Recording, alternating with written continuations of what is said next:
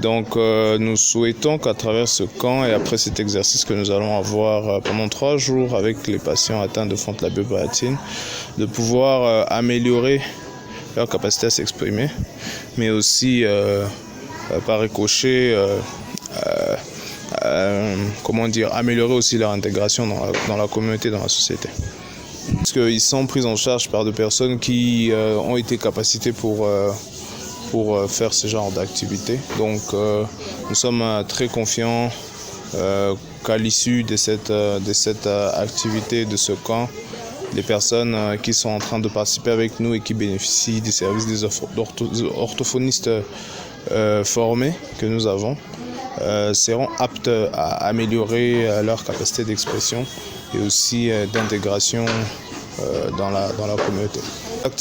Avant cette formation, nous avons eu le temps de former des orthophonistes ainsi que des assistants qui sont, comme vous pouvez le voir, en train d'accompagner et de donner les différents exercices et étapes à suivre pour pouvoir améliorer l'expression de personnes atteintes de fente. Bon, le problème de fente est un problème un peu plus large, plus consistant qu'on puisse l'imaginer. Donc nous ne pouvons pas en une seule fois prendre en charge toutes les personnes qui ont des problèmes d'orthophonie. Mais après certaines évaluations, bien sûr, aussi après certains avis des médecins, des personnes capacitées pour ça, nous arrivons à établir une certaine liste, un certain nombre de personnes que nous allons suivre pendant une certaine période.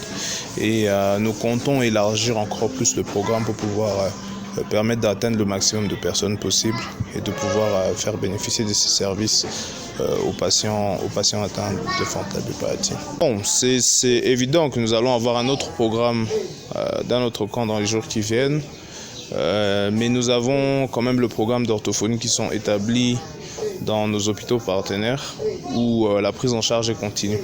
Les camps sont juste des activités intensives où nous prenons souvent en charge les patients qui viennent d'un peu loin pour leur permettre que pendant une si courte période de temps, ils puissent au moins développer un peu plus leur capacité à s'exprimer.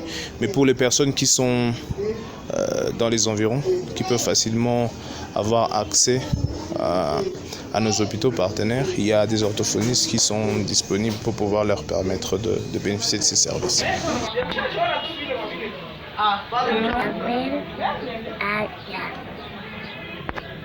Moi, j'appelle Aya. Papa s'appelle Olivier Bachi. Il s'appelle Olivier Bachi. Et maman?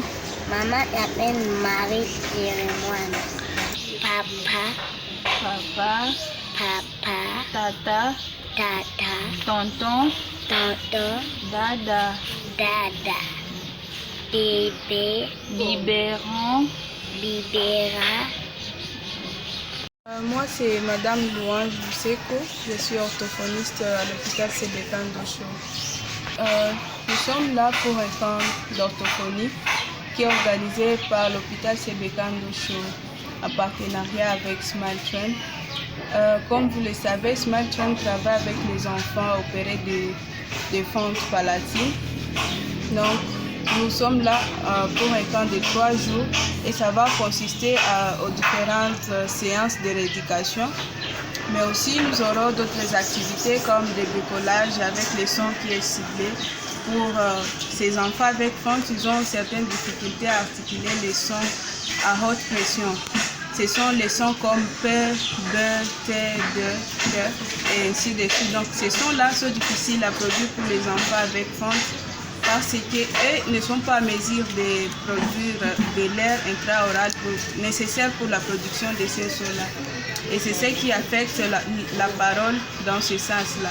Donc pour eux, au lieu de dire papa, ils vont dire vous allez attendre maman. Mais chez eux, ils savent qu'ils sont en train de bien parler.